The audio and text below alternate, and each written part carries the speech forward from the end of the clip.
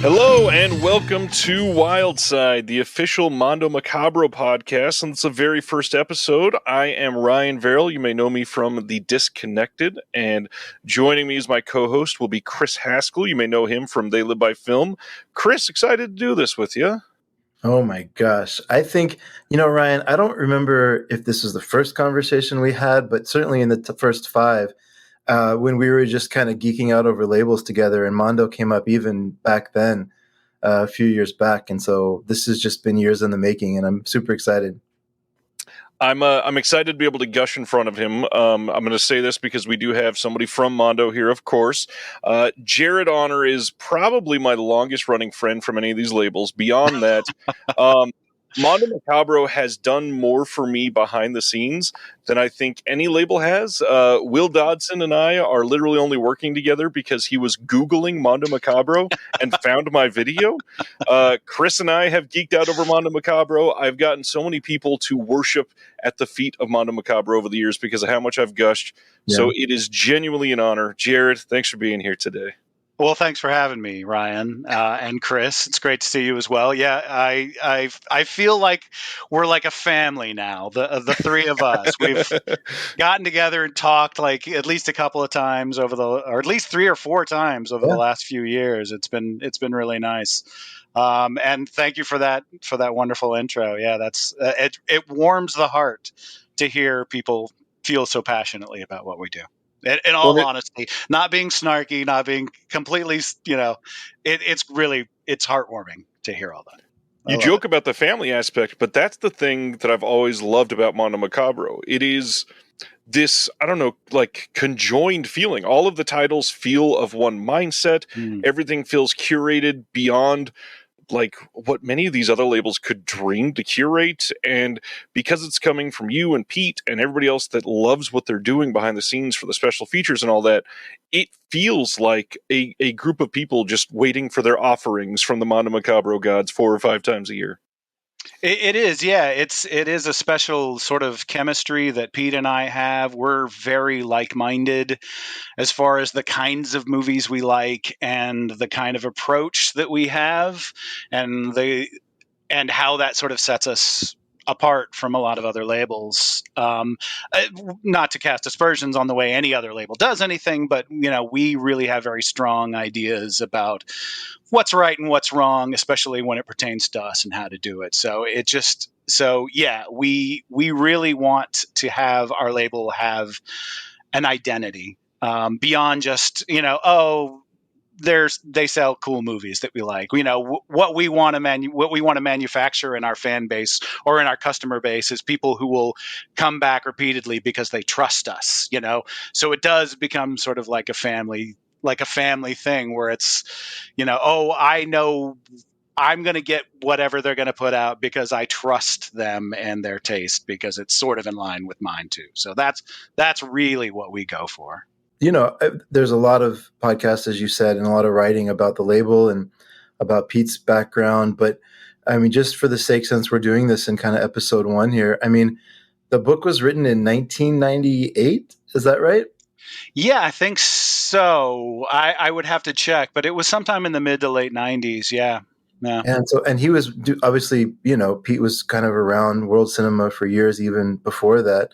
But this brand of Mondo Macabro and kind of the vision and what y'all are doing has been around for nearing 30 years now, right? Which is kind of cool. And yeah, and it really is. I mean, I include myself because, I'm a big part of it now, but the brand, the Mondo Macabro brand, really is Pete. It's really down to that book and his own sort of personal travels, both like travels through world cinema and travels through the world.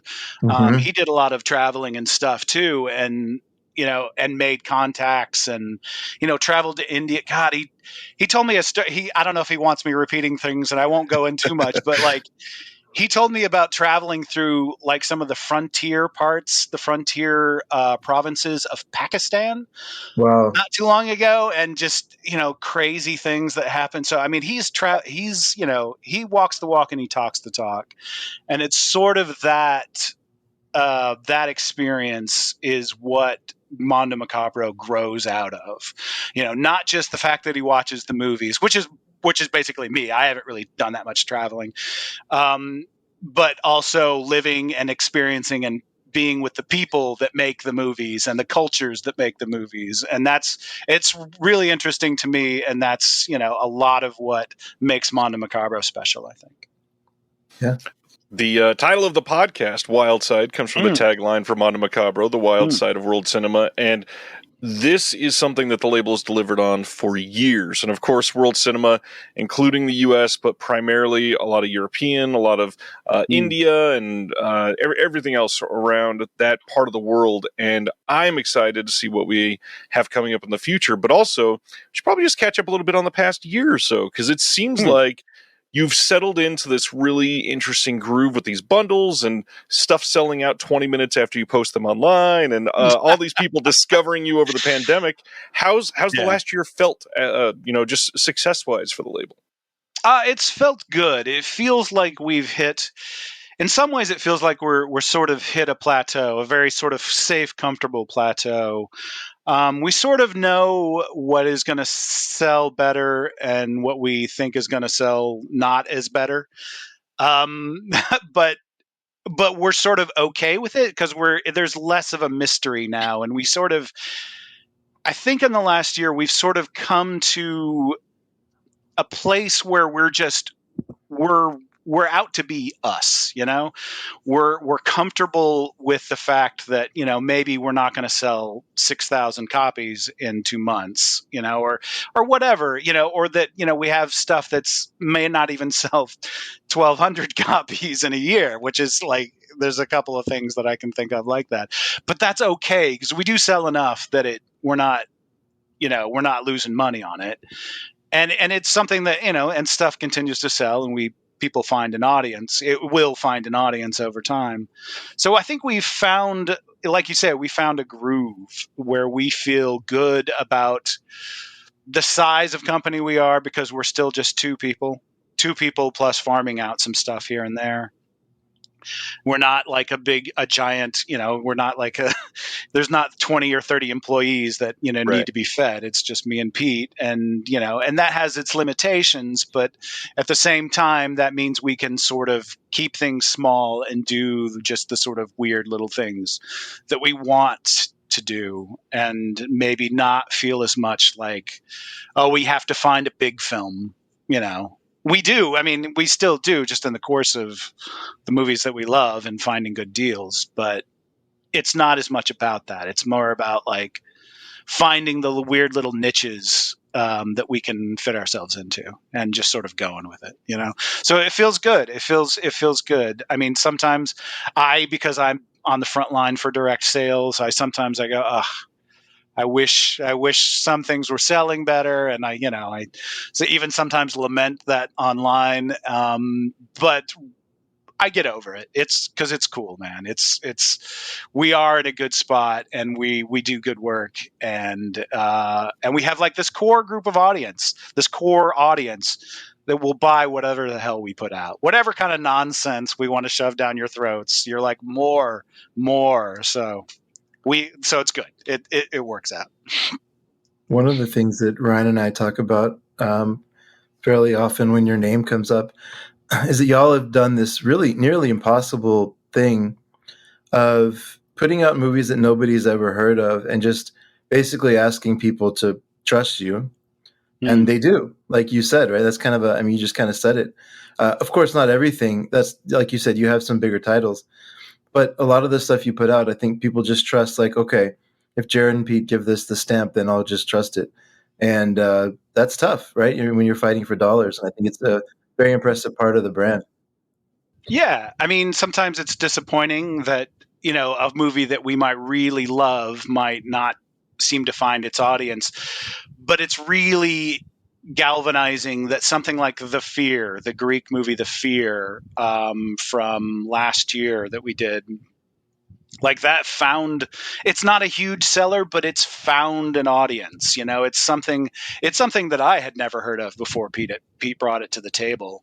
Although I was surprised, I did see some people like being, oh wow, what a great movie! I'm really surprised someone's putting this out. So some people did know about it, but it's the kind of thing that most people don't know about. Mhm.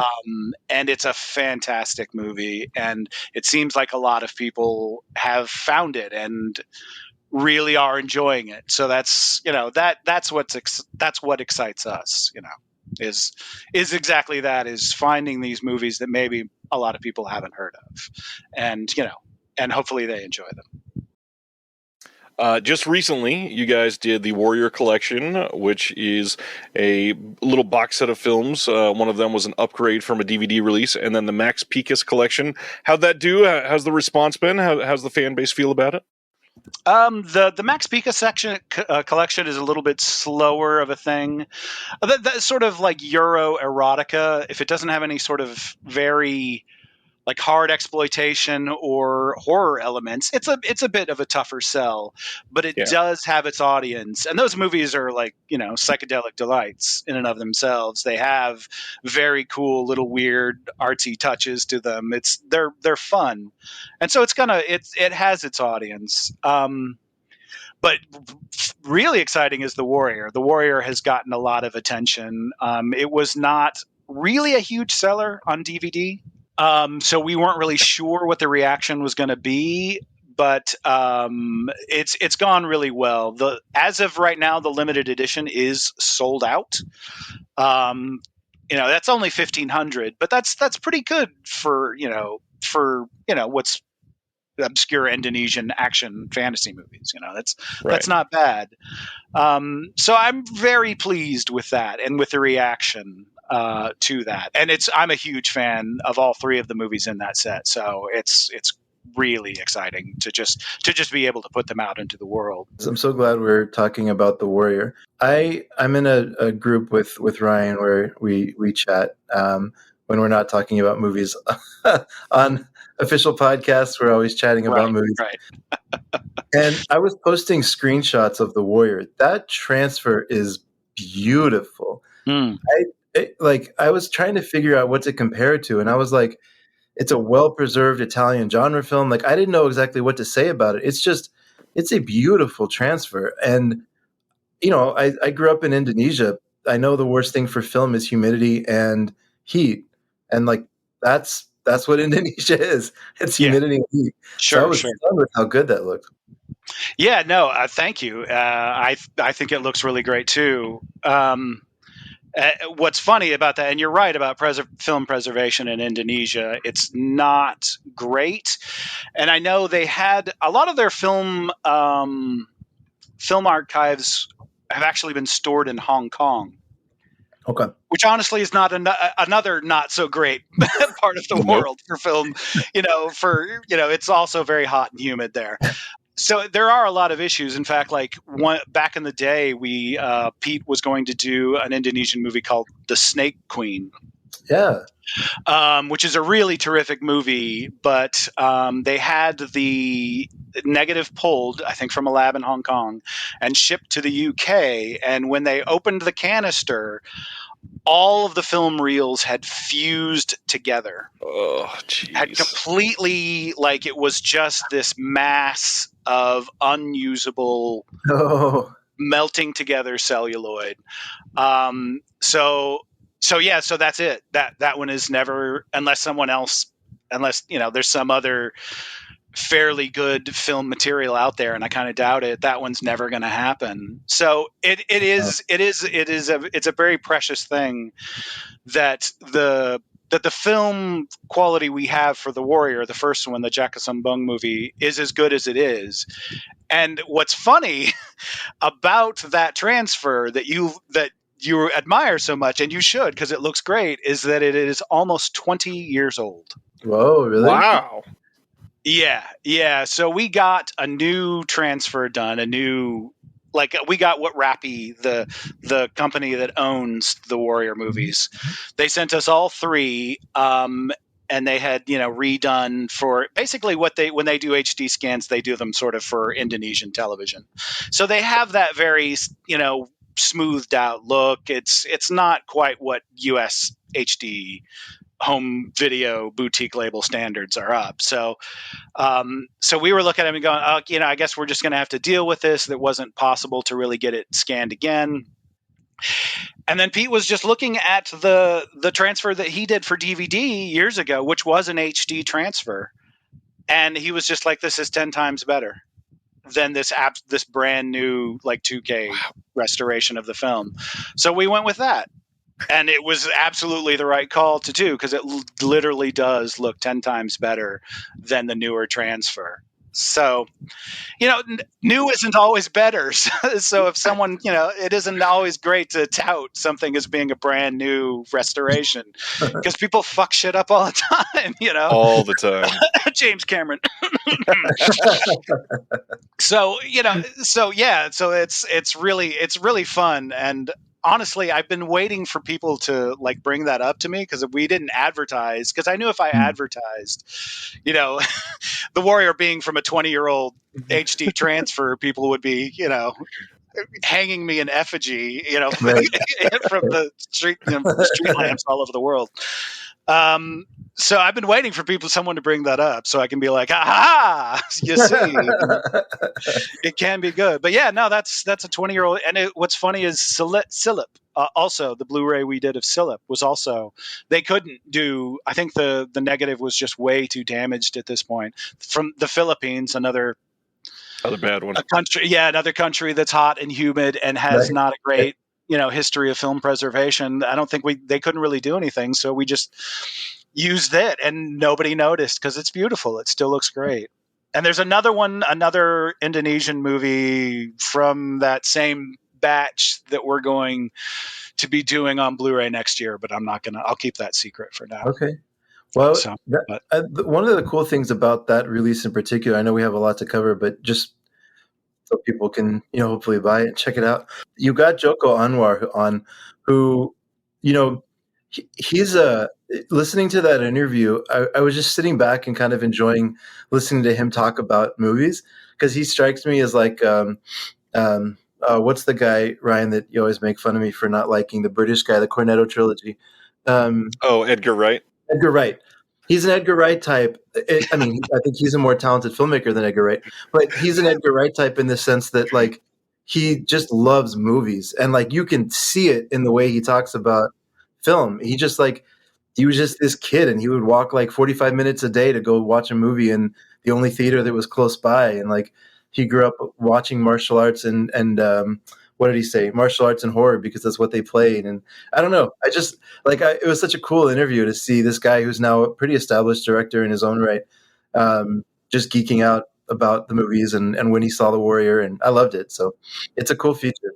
Yeah, it is really cool. It's really cool when you get sort of these international filmmakers like him who sort of grew up in the culture that's now being sort of, their films are sort of cult fetishized now, and they have this very street level appreciation for it.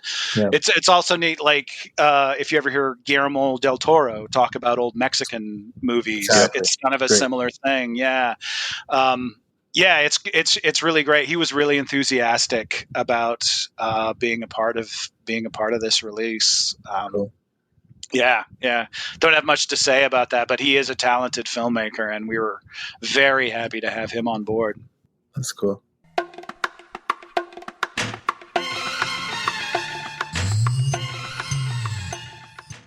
Well, as a great segue, one of the reasons we all wanted to start this podcast is to get other people who are likewise excited and enthusiastic about Mondo Macabro releases to get up-to-date information, stories behind some of these restorations, excited about some of these bonus features. As we're posting this, just a few hours ago, we had our next round of titles that were unveiled for the world.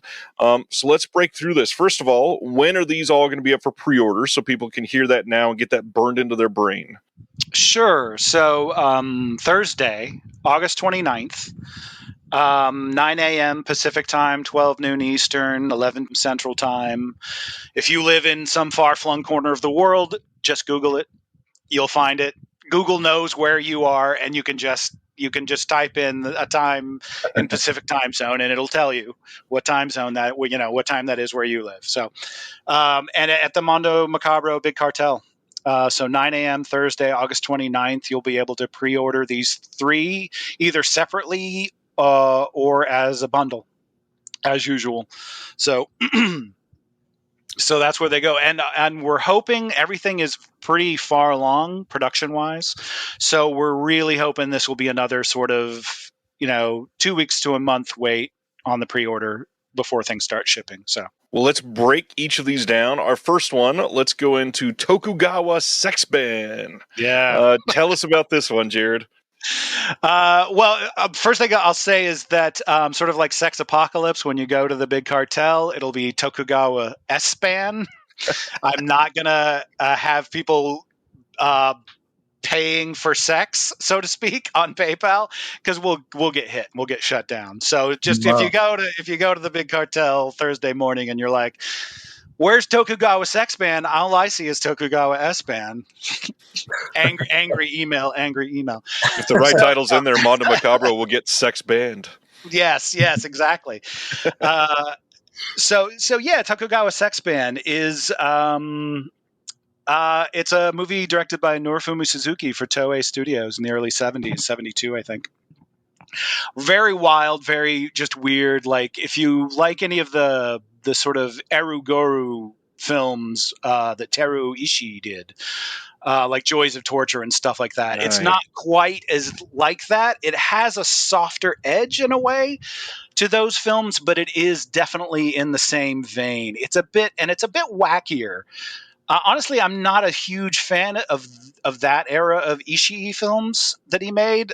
They're often a little too literal and sort of self-serious in a way. It's sort of weird, especially considering some of the wacky movies he did a little bit later. But so this one is a little bit wackier. It's very sleazy. It's very, it's almost, I want to say it's funnier, and I don't want people to think it's like a sex comedy, because it's not really, but it has these kind of gleeful, odd elements that are funny. And I think intentionally so. But it's a really weird, wonderful movie. And if you like Pinky Violence, if you like that sort of era of Toei films, and I think if you like Mondo Macabro, you probably do like Pinky Violence. You'll find something to enjoy here, and it's a period film. And Toei had a history of doing period films. That was what was really popular at Toei. Mm-hmm. So they had a studio set up in Kyoto that was specifically for the making of period films from the 50s on. So their period productions are like, chef's kiss. They're really beautiful. They're really, all the costuming is great. The sets are amazing. And so you get that high. They're very inexpensive movies, but you get a very high level of production value from what they were doing. So the movie just looks fantastic and is weird as hell on top of that. So that's sort of my sales pitch on Tokugawa Sex Ban. And if you like other Suzuki movies like School of the Holy Beast or something like that, you'll find something to enjoy with this one for sure. The alternative title for this one, I was cracking up. It's the Erotomaniac Daimyo. Yes. I came this close to insisting that we use that title. Or I was going to say the Erotomaniac Lord, just because a daimyo is a lord. That's just the Japanese word for it. But I sort of backed off a little bit. I don't know why. Eventually, I got sick of saying the Erotomaniac Lord to myself and just thought, Tokugawa Sex Ban, which isn't much better. It maybe rolls off the tongue. I can't go into too much depth, but there's a reason I'm watching all of those Ishii films at the moment.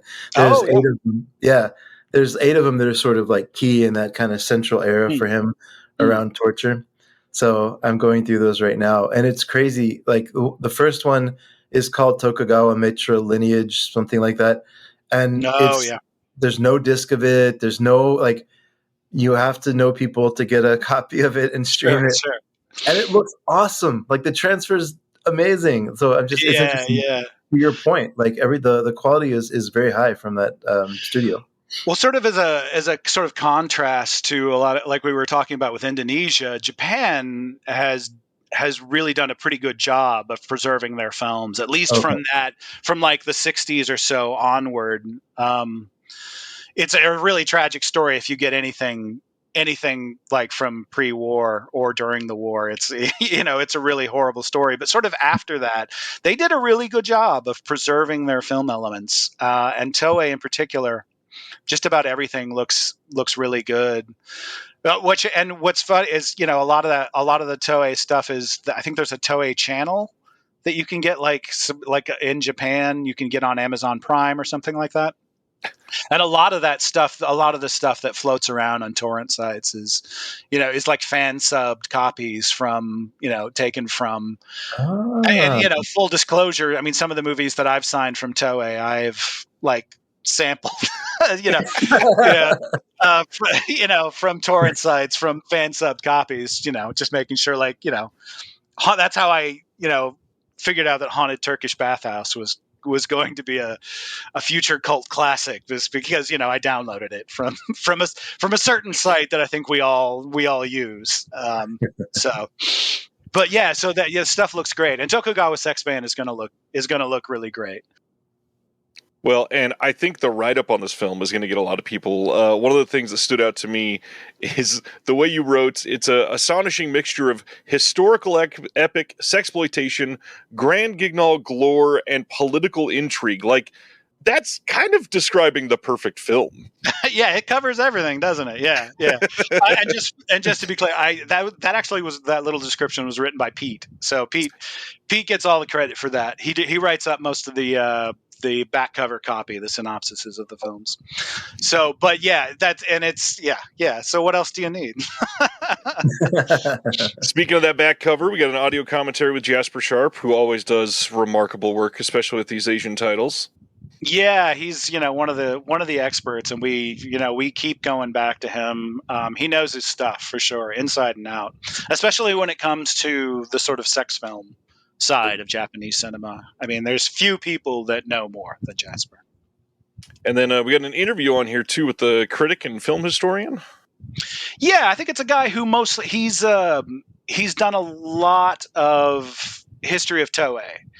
So that's his background. Honestly, that was somebody that extra is produced by Tom Mess, who's done basically if you're buying anything Japanese, especially if it's like from Eureka or Radiance or Us, it's going to have extra features produced by Tom Mess. He's a nice Dutch guy who lives in Japan, and he does great work. And he wrote books about Tsukumoto and Takashi Miike, and so he's an expert in his own right, and does commentaries and stuff too. But he also films and writes the questions up and everything for these extras. So he did that. Honestly, like I said, I don't know too much about that particular critic. It was someone he found that was sort of an expert in Toei and is sort of just can speak about where Toei was in the early 70s.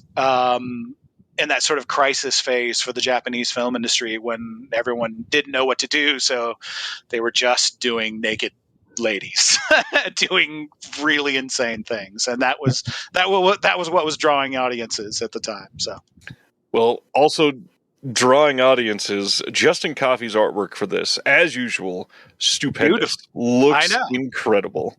I know. Yeah. He always knocks it out of the park. There's a reason why we keep going back to him. Like it's funny. I have for Neon Eagle with my partners, Jesse and Brian, we talk about, cover art all the time.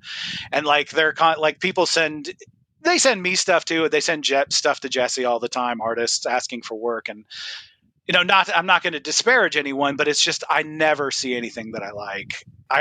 It's really, really difficult. So that's why I, in particular, always want Justin to do like everything that I have a hand in, is because he just knocks it out of the park. It's really beautiful. No one captures likenesses like he does. I think in the pantheon of all the boutique home video cover artists, he's the best, especially as far as that concerned. It's really beautiful. Yeah, it's really great. Last thing to cover for this one, for those that are going to be purchasing the limited red case edition, tell us about that booklet. What's exciting about that, and maybe some of your art cards. Yeah, the art cards were just from some, I think, just promotional stills from the film. Lots of nudie lady stuff. If anyone who's a big fan of nudie ladies, which is probably every single person listening to the podcast. Yes. So yeah, they're really cool. Nothing mind blowing, but they're really cool. The booklet though is one of the best booklets that I think we've done. It's a guy we've never used before. He was recommended to us by Jasper. His name is Dimitri Ianni. Hopefully I'm pronouncing that name right. Apologies, Dimitri, if I get it wrong, if I mispronounced your last name, Ianni. He is, I believe he is French, and he is, among other things, an expert in pink film, and has a special interest in Nikatsu Roman porno. Mm-hmm. But a lot of that sort of does cross over with Toei. Toei and Nikatsu were sort of competing with each other in that early 70s for that sort of extreme erotic stuff that they sort of copped from the independent productions of the 60s. When those were the only things suddenly making money, Toei and Nikatsu suddenly switched to basically just doing these exploitation movies. So that's sort of his area of expertise. And I learned so much from, I'm fairly well versed in Toei exploitation, but there were a lot of things that I had no idea about that he talks about. So for people who are looking to read these booklets to get actual hard and fast historical info, you can't do better, honestly, than this. That's cool. Excuse me. They're really, it's good stuff. One of the things that I know that you get frustrated with, and I always laugh because, like clockwork, with every announcement, we see about 74 people in the comments everywhere say, "When's the next Mondo Macabro Giallo coming?" The next announcement is a Spanish Giallo. Why don't we get into "The Killer Is Not Alone" from 1973? Yeah, The Killer Is Not Alone. Kind of a fun little film, sort of not really talked about much in the pantheon of gialli. There's sort of a lot of movies like that. There were so many movies made in Spain and right. Mostly Italy at that time that sometimes films sort of fall through the cracks. And this one wasn't directed by any known director. It was a guy who mostly made TV stuff and was a film critic. But this was his only actual feature film.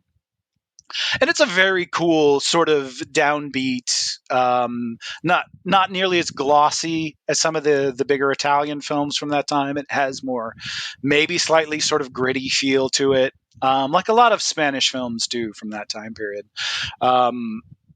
So yeah, it's just a very cool film. I wouldn't necessarily say that it is like a top tier giallo. I'm not going to try and fool anyone into thinking. I'm not going to oversell it. But it's a really cool, slick little film. Great score, great cinematography, some cool kills. It might be more, in a way, more like the sort of pre-Argento gialli, the sort of like Umberto Lenzi things, although it's definitely influenced by the more slasher like Argento Martino films. There's definitely that element. But it's a really cool little film. I'm really excited for people to check it out because I think if you're a fan of this sort of thing, you'll eat it right up. It's tailor made for you. This is one of the fun things I like about the movies y'all put out is not only are you discovering new films, but you're discovering kind of part of that culture. The lead actor Lola Flores was an extremely popular like dancer and singer and. I think she had quite a few film credits as well, and so it's just fun to like you're getting this like you're kind of being dropped right into the middle of Spain in the year this comes out, right? And just getting a sense of like people in let's see, what year was this movie? It's like 73, something like that. Yeah, 73, 74. So you're sitting there in Spain, like you're gonna go see the new Lola Flores movie, and that's something like it's lost to time, right? I know, and that's really one of the most fun things about these old foreign movies is getting exactly that sort of the sense of time and place. And American movies too, especially like independent productions, sort of street level movies. You get just a very good sense of the culture at the time that sometimes you don't get from bigger, glossier films, you know? And that's certainly true of this. And there's a definite feel, a definite vibe to Spanish productions from this time period that's really unique. In special features on this one, anything that you're super excited about? Well, I haven't seen any of them, so I can't. Yeah. I don't have much to do with building. I mean, sometimes I corral people for some of the talent for the extras. I have more of a hand in the Toei stuff that we do. I didn't do anything for this one at all. But I know Troy Howarth and Rodney Barnett, which are they're both fantastic people. And they're doing a commentary. I haven't heard it yet, but I'm sure it's great. So they always do stellar work. So well, and Angel Sala from just did a interview for this one. Angel's been doing all kinds of these releases over the last year with Severin, and a couple other labels have used Angel as well, I think. Yeah, he did. He's done a couple of other things, I think, for us. Yeah. He might have done something on Fata Morgana, maybe one of them, or Sex Apocalypse, one of those Spanish movies that we did earlier this year. A really, really cool, knowledgeable guy. I mean, obviously, someone in Spain and sort of very well versed in Spanish film culture. So it's always worthwhile to have his sort of perspective on these things. Isn't Angel? It was Fata Morgana. Isn't Angel the one who runs like a film festival or something as well? Yeah. He's a bigwig at the Sitges. Yeah, that's festival, right. The Fantastic Film Festival or whatever. Whatever. Yeah, that's like been going forever and ever. He's one of the directors, one of the coordinators, managers, something for that. Yeah. Looking at this package, very like classic Mondo Macabro art, I would say on this one. It's the same feeling of art that we've been getting for many of these Spanish titles. Love the way it looks. And then you got another booklet in this one, of course, in the limited edition. And you've got brand new writing by Ismael Fernandez. It sounds like a great release. Yeah, and I mean, like with Dimitri's liners for Tokugawa Sex Band, Ismael Fernandez is just someone who he just has so much casual encyclopedic knowledge of the subject that he's writing about that it can be almost overwhelming. It's just incredible how much this guy knows about Spanish cinema. Honestly, like we don't ever consider anyone else for doing write-ups for these Spanish films. No one really knows more than Ismael. And what's funny, I don't know if he would care about me saying this, but what's funny is even though he lives in Spain, he's not actually even Spanish. I think he's German. And Ismael is not his real name. I'm not going to give his real name because I don't know if he wants his real name known, but it's kind of funny. He's a German guy, but is just absolutely, the go-to expert as far as we're concerned. Just incredible. And can I backtrack a second about cover art? The A side for that cover is Gilles Vrenks, who hasn't worked with us in a while, but he's done classic stuff. He did like the Fan and Symptoms and a bunch of stuff back in the day. It was especially when we were first getting started in Blu-rays. He hasn't done as much stuff for us more recently, but I just wanted to point out, first, I just wanted to make sure he was acknowledged, and just that is absolutely fantastic art that he's done for it. I was really blown away when I saw it. I think just to have him back in the fold and to do just something that beautiful, it really blows me away. So I just wanted to make sure that he was acknowledged because he is a super super talented artist. He's done more. He's done a lot of stuff for like Arrow and other labels. He's not been working as much for us, but I hope he does more stuff for us because every time he does something, it's really amazing. I feel like this art is going to make a lot of people happy because it's very evocative. It's very Giallo. It's, I mean, to be fair, and I know that we said this kind of earlier, it's very Mondo Macabro. Like it's because he's done a lot for you. It's got this almost nostalgic feeling for the releases of 5 and 6 years ago. It's great. Sure. Yeah. He gets us. That's one of the reasons, like the same with Justin, why we want to use him is because he's very much on the same wavelength. That makes sense. Rounding out this slate, we have 1986's The Hungry Snake Woman, which sounds just absolutely amazing. Let's get into this one with Barry Prima. Yeah, and Suzzanna. Don't forget Suzzanna, Indonesia's horror queen, Suzzanna. If you watch the old Mondo DVD of Queen of Black Magic, you know who Suzzanna is. This is one of her best movies, and I can tell you this is one of the best Indonesian movies from that era. Like if you're out there and you've been picking up our Indonesian stuff and then Indonesian stuff from Vinegar Syndrome or Severin or Terror Vision, and you're sort of been building up this head of steam from all this craziness from these Indonesian movies, we'll prepare for it to blow with this one. So that ended up sounding kind of weird, but just prepare to be really excited and to have a great time with this movie, because this movie's wall to wall nuts. It really is just like it's almost a platonic ideal of the Indonesian supernatural fantasy craziness.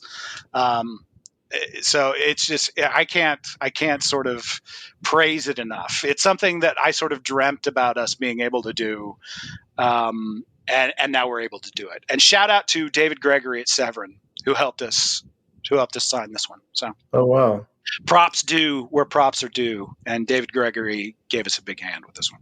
That's amazing. Suzzanna is incredible. She has such a great screen presence. This is the same director as The Warrior, right? Speaking of that. Yes. And of Primitives, if anyone has ever seen that one, and a bunch of other really cool Indonesian fantasy and exploitation movies. Somebody's asking me to try to describe The Warriors, I mean, not The Warriors, The Warrior. And I was thinking it's kind of like Indonesia's answer to Cat 3, I guess, in a way. It's probably not the perfect description, but, it's just this, you get that blend of violence and sex and comedy, and it's just kind of, I don't know, it's all, and mysticism, and sometimes it's just, I don't know, it's a wonderful mix of things. Yeah, a lot of the Indonesian movies, and actually Hungry Snake Woman is a good example of that. It's very much doing a lot of the same things, but in the Indonesian film vernacular, that Hong Kong was doing with, not necessarily like the Category 3 label comes later, but a lot of the stuff that was being done in the early 80s with movies like Boxer's Omen or Seeding of a Ghost, or Ghost Nursing, which Vinegar Syndrome did not too long ago, and a lot of others, a lot of things like Holy Flame of the Martial World, the Shaw Brothers film. Just these very wild, or Zoo, Warriors of the Magic Mountain, the Choi Hawk film. Just these sort of very wild, either horror or fantasy movies, or movies that have a little bit of both, and have sex, and have martial arts, and have all of this, just this heady brew of weirdness. That it's like, so if you enjoy those sort of Hong Kong movies and you haven't tried any of these Indonesian movies like The Warrior, or like Santet that Vinegar Syndrome did, or Satan's Slave like Severin did, or Hungry Snake Woman, which we're about to unleash upon an unsuspecting world. Like you do yourself a favor and check out some of these, because they are on that same vein, but they have a very specific Indonesian feel that no one else did. And that's what's really cool about exploring movies from specific countries, is you get clued in, even if you can't quite articulate it. There's a definite quality that each country's like lower budget commercial substrata of filmmaking sort of achieves, and it's really cool to see it, and it's really cool flavor that you can sort of get a taste for. I love this stuff. I can't get enough of it. So yeah, I'm really excited about this one. I think this is the best movie from these three. I hope other people agree. We'll see. We'll see. On this one, we got an English dub or the original Indonesian audio, so people got a choice there. But what's most exciting to me, when I see that Pete wrote the booklet on this, I feel like he saw this film in the slate and went, you know what? I need to do this one myself. Is that about how it went? No. No, it's not it at all. He did it because we couldn't find anyone else to do it. No. I love that.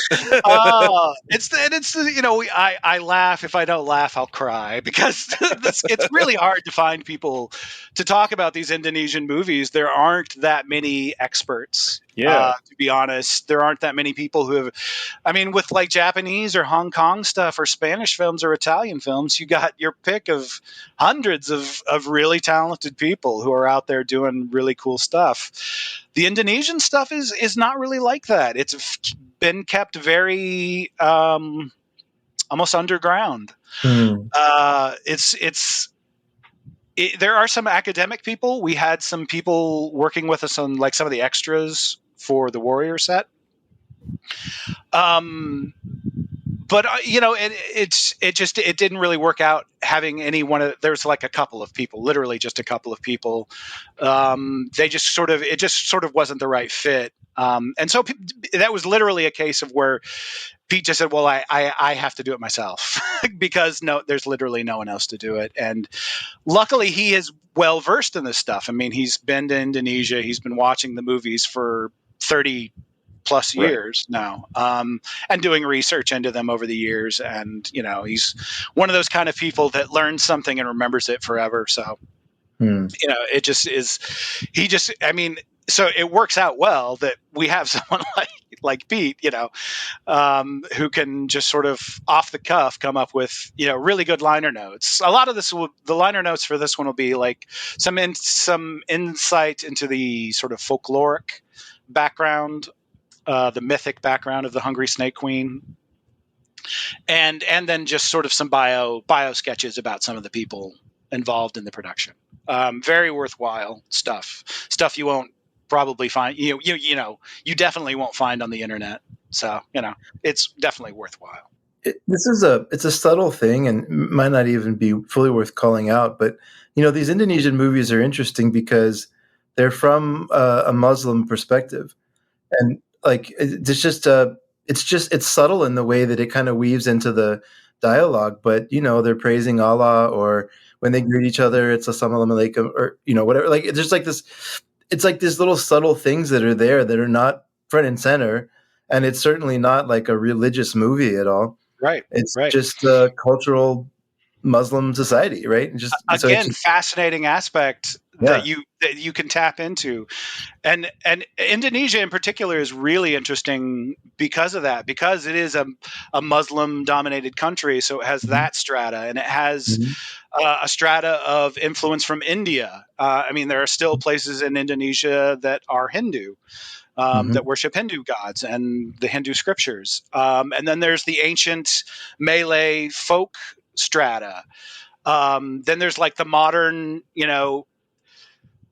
post 67 coup American influenced strata on top of all of that, which is really interesting to me, as someone really interested in like Cold War history and politics. Yep. So there's this just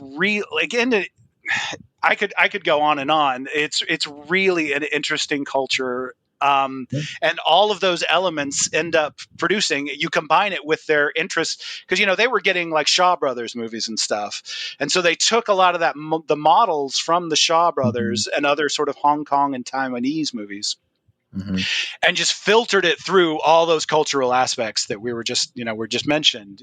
So it makes for a very unique film experience and cinema experience. Well, I mean, I don't want to make this an Indonesian podcast, but we could scrap the whole Mondo Macabro podcast idea and just do an Indonesian movie podcast. Well, let's do it. I functionally learned the language in like 2 years, and it's not because I'm amazing linguist. There's again stratas, right? There's a level of that language that's designed for trading, and so it's just very simple. There's no gender. There's no tense. There's no, they just strip away, there's no plural, like there's no book or books. They don't have anything like that. You just say book twice. It's just it's extremely simple version of the language that is very quick to pick up. And so, by the time I left, I was fluent in Indonesian, and I could get around anywhere. But then there was that academic level, which is extremely complicated, and that's when they bring in. It's a very different language almost.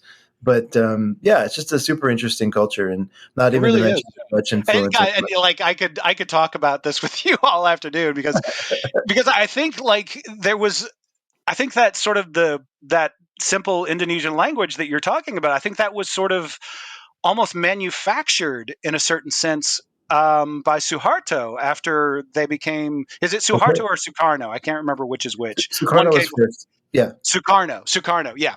Really, really, really fascinating figure from history that not enough people know about. Unfortunately, like I say, I get his name mixed up with the really horrible guy that came after him.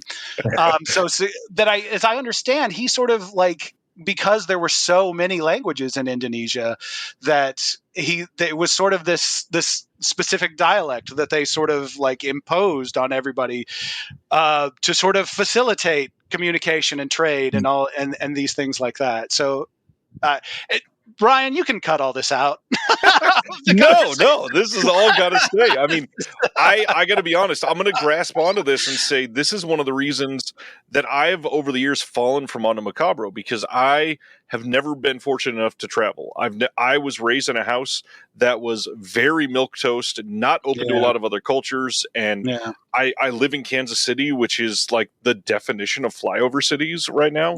And when I look at all of these other cultures, I learned so much from these films and the booklets and the history that we learned through some of them that I've before, I was trying to look for an example earlier, but there's been a couple Mondo titles I've watched, and then it sent me down like an academic rabbit hole for like 10 days where I'll go in, not just like a couple of the filmmakers, but why did this film have to exist? Why did somebody think I have to put this out right now?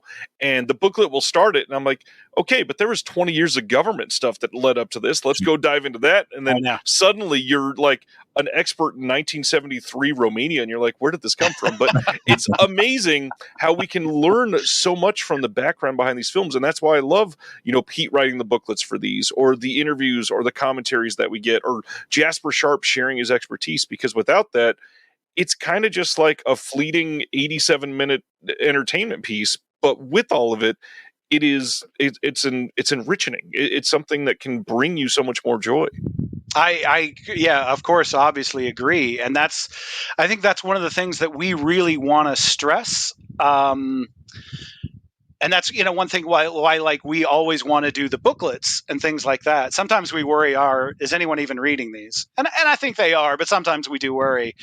And but we want to have these things in here to bring that context to everything. We don't want it to we don't want you to see an Indonesian movie and just experience it as something weird, as something bizarre. Oh, that's so bizarre.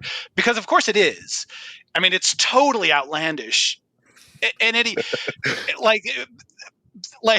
just odd, and you're not going to see anything else like it.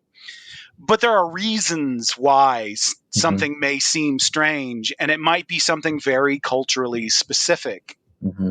And like Lady Terminator might just seem like the most outlandish thing that like maybe just came out of the weird diseased brain of some random guy in Indonesia. But no, there's all these actually specific folkloric elements that they're weaving throughout it, that they're weaving through their take on the Terminator, so it's very, there's very specific reasons for things. It's not, we don't want to just exoticize cinema. You know what I'm saying? Like, we don't want it to be just something that is exotic for its own sake. Like, you can have this surface level, and I do. I watch a movie and I go, oh my God, this is the weirdest thing I've ever seen. But it's like you said, you get interested and you go, well, why is that? Like, why are they so obsessed with snakes? So like, why is that a whole thing in like every Southeast Asian country and South Asia and East Asia? Why is that a thing? And so you can find out why. And it isn't just weirdness for its own sake. It is very culturally specific or religiously specific. And that's fascinating to me. That's fascinating to Pete, and obviously fascinating to the two of you, and fascinating, I hope, to a lot of people who are regular customers of ours or check out things we do. I hope they're as curious as we are. I think there's an element of becoming a fan of Mondo Macabro that is self-selecting. I think somebody goes down a rabbit hole of a particular genre and ends up in Spain and then finds something that you put out, or something in Japan and finds something you put out. That's there for sure. One of the things I think we hope to do with this podcast is spread and find people kind of proactively and catch people before they find you on their own, right? Because there's, just as anything in life, you're either exposed to some of this stuff or you're not. And 100% of the time, it's better to be exposed to something that's different than what you already know, right? That's just, I mean, you could take that across any discipline in life. It's better to be exposed to things that are outside of what you already know. And I think that's why I'm such a champion, like kind of a inner soul level, why I love a lot of the discovery and kind of anthropological work that y'all are doing, is because it's like, it's not being done otherwise, right? And this is a chance to find something new. So yeah, and I think that's one of the things that we want to do, is introduce people to things. Yeah.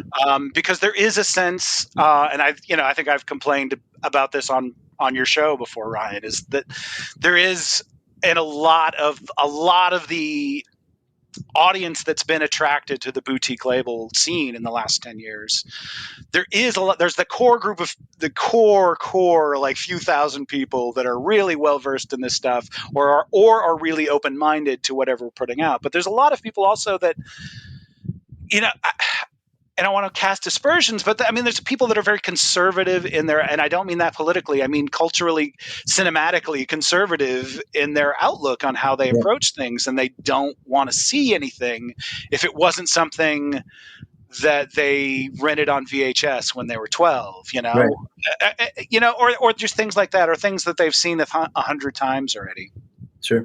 And I think what we want to do is we want to engage with not only the people that are already sold, but with those people too, to try, at least on a certain level, say, try something. Okay, here's a Lucio Fulci movie we're going to put out, Right. but then here's also Designated Victim, or In the Folds of the Flesh, and then here's Spider, and then here's, and on and on. It's, you can, like you say, you can go down that rabbit hole. And what I'm hoping to do is find people that maybe don't even know that they are interested in this kind of stuff, that we can help them on that sort of path of discovery of this whole other world of cinema that's out there beyond John Carpenter and Dario Argento and, Sure. Whatever horror movie that's out right now that's making you really mad.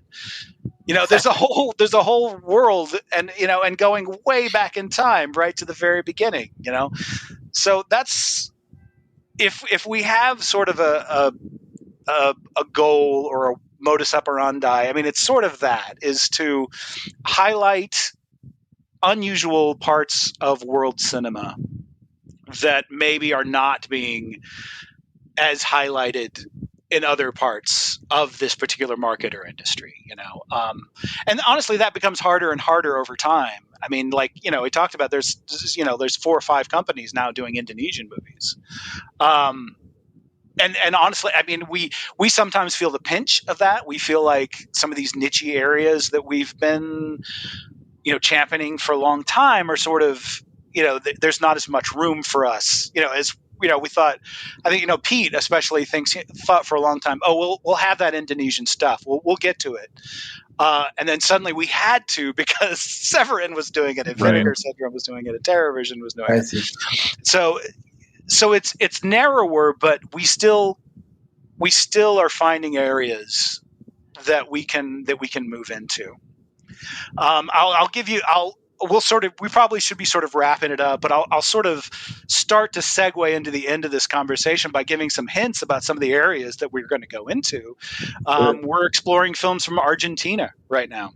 Wow. Some like 70s and 80s stuff from Argentina that's never, there you can find torrents of, some stuff, VHS copies, but we want to do more movies from Yugoslavia, from what was then Yugoslavia, usually Serbian language movies from Yugoslavia. So there are still areas out there. I still want to do a lot of Asian movies, although it's such a crowded market right now, but I love the stuff. So, and there are aspects of Asian film culture that are not as widely explored. So we want to do it. And so we're going to keep doing it. And then, we keep doing things that are, there's more French movies, more Spanish movies, more Japanese movies. There's areas that are well trodden, but there are always going to be things to discover within those well trodden areas. So, Well, and maybe buried the lead a little bit here with this bundle that we've been discussing. The fact that all 3 of these are U.S. home video debuts is that's mind-blowing, that in 2024 these type of titles are still able to suddenly be introduced to an audience that have possibly never seen them before, never had the opportunity to hold them in their hand unless it was some flea market bootleg that somebody happened to sell for a couple bucks. This is the first time that they're getting proper respect, proper restoration, proper archiving in a way that shows how much Mondo Macabro cares about everything on the backside of this. Yeah, you're right. It was bearing the lead, because that is maybe the most exciting aspect of these 3, is that they've never been released in the U.S. As official releases. And they're all, I'm pretty sure, all disc debuts too, like for the entire world. So no one has ever released any of these movies on DVD, Blu-ray, and certainly not UHD. So not even, maybe Laserdisc for 1 or 2 of them. I don't know, but probably not. There's some, I think all of them were probably released on VHS at some point, but since then, nothing. So, and we can't always, do that sort of thing. Right. Our Halloween slate are all going to be movies that are upgrades in a certain of something or other. Although I don't think Cafe Flesh has ever had a real disc release. I think it was only VHS, but the other 2 that we have, the other 2 big UHD releases, they're things that were released on DVD at least. But we're upgrading them straight to UHD. But we can't, so it's a good mix. So that's sort of what I was talking about before. You kind of hope to put out some things that are sort of bigger and will attract some people, and that they will buy them and then go, well, what else I liked this. So what else are these guys got? Right. We have Silip, we have Woman Chasing the Butterfly of Death, we have all kinds of weird stuff that you've probably never seen before. So hopefully it works. It seems to work out okay so far, but we'll see. There's you have loyal fans for sure, and people that will follow you anywhere. And I just can't wait for people to discover. I mean, the other thing that's happening is that there's a new generation of people discovering even the well-known genre titles for the first time, right? They're coming on now. And so the idea of having kind of an even playing field right now for a whole new generation is exciting too. and getting some of these as some of the first genre films they see. Yeah, They that's hold up exciting. again. Yeah, that's a good point, because that's something that I was really worried about when I first started working, was like, God, is it only going to be old Gen Xers and above like me? But then both of you guys are millennials, right? You guys are Yep. about 10, 12 years younger than me. And then I know there's probably guys who are about 10, 12 years younger than you who are getting into this stuff right now. Absolutely. So it's really exciting that is, as we all keep, crowing whatever we can, the death of physical media has been greatly exaggerated. Yep. The stuff really has a life, that I think no one anticipated even a decade ago. So Absolutely. it's fun. It's fun to experience and see happen. So Thursday, August 29th, 9 a.m. Pacific. That's right. MondoMacabro.bigcartel.com. Yeah. Brian, am I overstepping by moving on to the next section? I think that's a fantastic summary of these titles. I'm super excited about them. Well, let's go ahead and reveal the format. I think the idea for the format is that we're going to try to surprise each other every month, right? And we want to do it as a monthly show. There's a few reasons for that. I mean, I think it felt right. I think when I think about Mondo Macabro, the kind of the rate at which I'll release titles is very good on my wallet, and also allows me to watch them all, which I really appreciate. The idea of a monthly show kind of felt right. And part of what we wanted to do in between announcements and then talking about the releases was to talk about back catalog titles, because as we've mentioned just casually, 10 different movies today that are in your back catalog, there's so many more. So we're going to try to surprise each other each month with movies to watch. Maybe we've seen them, maybe not, but it's what we're going to be watching the following month. So what I want to do is I have two chosen in case Ryan and I pick the same one, but I want to go back to the beginning. And it's funny you talk about The Fan earlier, because that was my choice for this month, was to go back to the beginning of Blu-ray and watch The Fan. Fan is a great choice, and I know it's one that has a lot of fans out there, so I'm sure that many people will be happy with that. I'm going to say, just so we can have a fun conversation, we probably should watch Lady Terminator. Even though it's a DVD title, I think it's one that you and I are going to have a great time waxing poetic about it. So we will watch those two, and we will be back with an episode in September to discuss like a review format on those and the special features. Jared, how do you feel about Lady Terminator and The Fan? Well, those are great choices to definitely to kick off talking about our whole back catalog. If I had to select a movie on DVD and a movie on Blu-ray to introduce what we do to someone, The Fan and Lady Terminator would be two high recommendations, two high choices. Yeah, those are fantastic movies. One is a lot of fun, and the other one is The Fan. Which is not to say The Fan isn't enjoyable, because it's very, very enjoyable. It's just very dark and cold and disturbing, and but it's fan. I mean, if that's your idea of a good time, and it most definitely is my idea of a good time, you will enjoy it. And the Lady Terminator is the party movie par excellence. Yep. It is just I could put that on any time and have a great time with it. And I think I'm sure you guys feel similarly. Oh yeah, absolutely. So great choices. Yeah. Well, thank you for your time today, Jared. We hope in the future to make you proud and bring more fans to Mondo Macabro, and continue as the label continues to just put out some amazing stuff and really celebrate, pun fully intended here, the wild side of the world cinema that we can really grab onto and appreciate.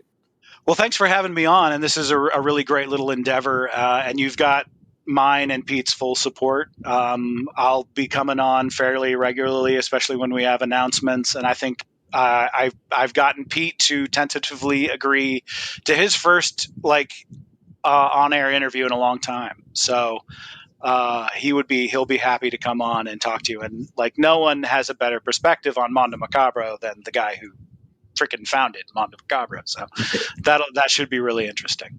But thanks, as always, thanks for doing this. This is really great. We really appreciate it. And thanks to everyone who's listening. If you guys are Mondo Macabro fans already and have everything we've bought, thank you. You're helping me pay my mortgage. I appreciate it. Can't wait for that and to meet Pete. But on that note, yeah, if you enjoyed this first episode, make sure you subscribe to be able to get all of the future episodes and check out more of the podcast on the Someone's Favorite Productions podcast network. Thanks for your time, and we'll see you back in September.